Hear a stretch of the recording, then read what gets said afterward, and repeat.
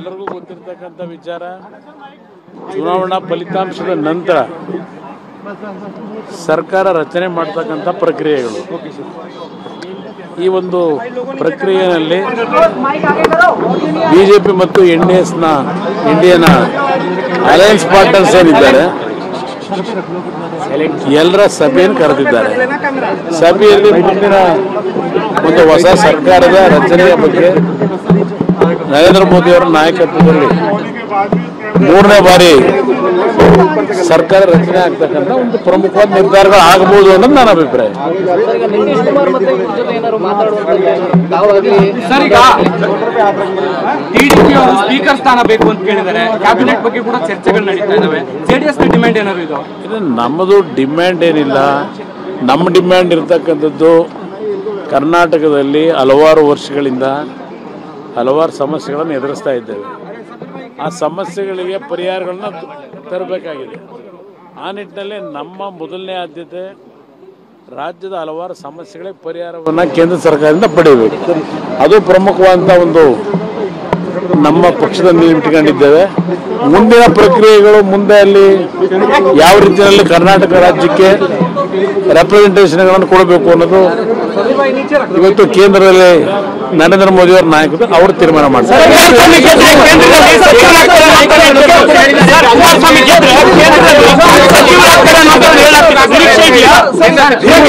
ನೀವು ಸಮಸ್ಯೆ ಸಂಪುಟದ ಒಳಗಿರ್ಬೇಕು. ನೀವು ಅದು ಟೈಮ್ ಬಂದಾಗ ಹೇಳೋಣ.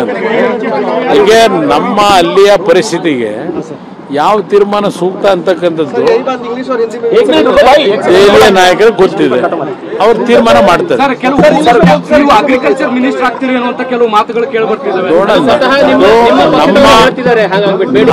ನಮ್ಮ ಒಂದು ಪಕ್ಷದ ಪ್ರಮುಖವಾದಂತ ಆಸಕ್ತಿ ಇರ್ತಕ್ಕಂಥ ಇಲಾಖೆ ನಮ್ಮ ಏನೋ ಒಂದು ಫಾರ್ಮಿಂಗ್ ಕಮ್ಯುನಿಟಿ ಒಳ್ಳೇದು ಮಾಡಬೇಕು ಅಂತಕ್ಕಂಥದ್ದು ನಮ್ಮ ಮೊದಲಿಂದ ಹೋರಾಟ. ಇವತ್ತು ಕೃಷಿಯ ವಿಷಯಕ್ಕೆ ಸಂಬಂಧಪಟ್ಟಂತ ಇಲಾಖೆಗಳ ಬಗ್ಗೆ ಮೊದಲಿಂದ ನಮ್ಗೆ ಆಸಕ್ತಿ ಇದೆ. ಅದು ನೋಡೋಣ ಏನೇನು ತೀರ್ಮಾನಗಳಾಗುತ್ತೆ. ಎಲ್ಲರಿಗೂ ಗೊತ್ತಿರತಕ್ಕಂಥ ವಿಚಾರ, ಚುನಾವಣಾ ಫಲಿತಾಂಶದ ನಂತರ ಸರ್ಕಾರ ರಚನೆ ಮಾಡ್ತಕ್ಕಂಥ ಪ್ರಕ್ರಿಯೆಗಳು. ಈ ಒಂದು ಪ್ರಕ್ರಿಯೆಯಲ್ಲಿ ಬಿಜೆಪಿ ಮತ್ತು ಇಂಡಿಯನ್ ಅಲಯನ್ಸ್ ಪಾರ್ಟ್ನರ್ಸ್ ಏನಿದ್ದಾರೆ ಎಲ್ಲರ ಸಭೆಯನ್ನು ಕರೆದಿದ್ದಾರೆ.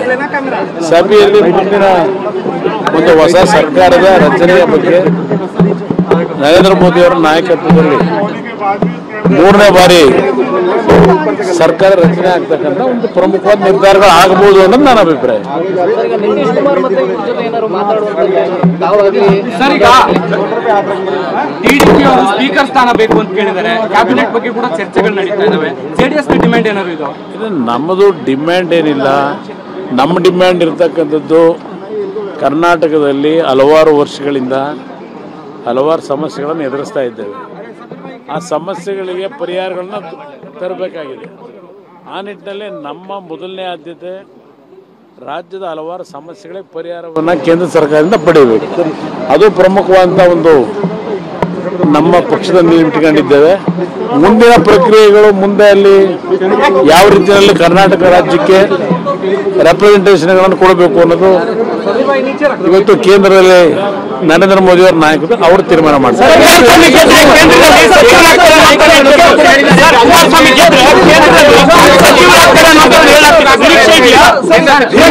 ನೀವು ಸಮಸ್ಯೆ ಸಂಪುಟದ ಒಳಗಿರ್ಬೇಕು. ನೀವು ಅದು ಟೈಮ್ ಬಂದಾಗ ಹೇಳೋಣ. ಹೀಗೆ ನಮ್ಮ ಅಲ್ಲಿಯ ಪರಿಸ್ಥಿತಿಗೆ ಯಾವ ತೀರ್ಮಾನ ಸೂಕ್ತ ಅಂತಕ್ಕಂಥದ್ದು ದೆಹಲಿಯ ನಾಯಕರಿಗೆ ಗೊತ್ತಿದೆ, ಅವ್ರು ತೀರ್ಮಾನ ಮಾಡ್ತಾರೆ. ಅಗ್ರಿಕಲ್ಚರ್ ಮಿನಿಸ್ಟರ್ ಆಗ್ತೀರಿ ಅನ್ನುವಂತ ಕೆಲವು ಮಾತುಗಳು ಕೇಳಿಬರ್ತಿದ್ದಾವೆ.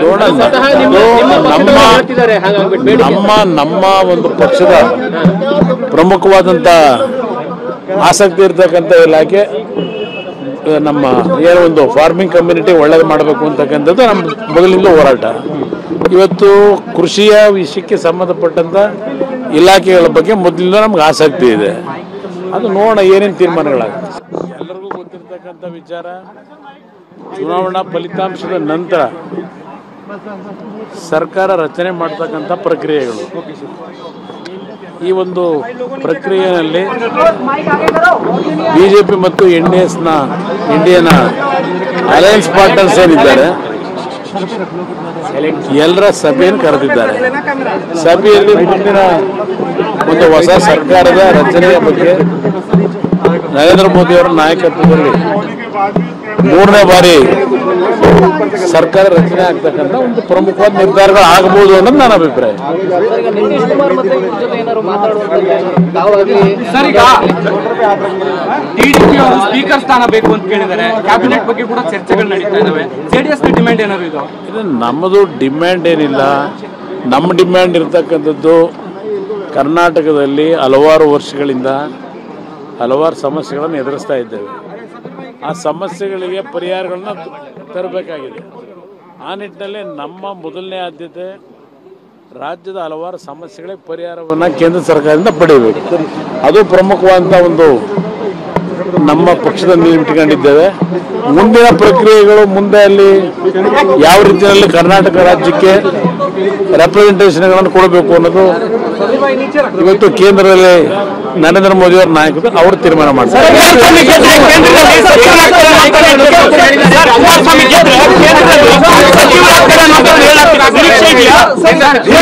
ನೀವು ಸಂಪುಟದಲ್ಲಿ